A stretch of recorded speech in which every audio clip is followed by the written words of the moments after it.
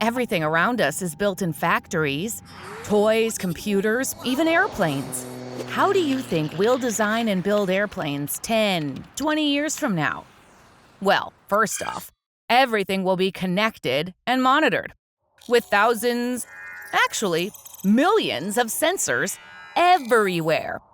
They'll keep an eye on stuff like the amount of materials used and the waste produced.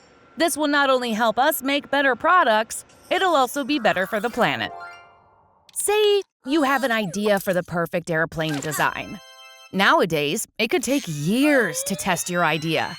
In the future, quantum computers, which are like supercomputers, will be able to test any idea insanely fast to see if it needs improvement or is simply genius. Or check out this little fella over here. He can help you work even faster. Pick up, assemble, and check. Nice, great work, team. But it doesn't stop there. Robots might not just lend us a hand, they might also make our hands stronger. Our hands, our arms, our legs, anything. So what do you think? What else could robots help us with? You decide. Start designing your factory of the future right now.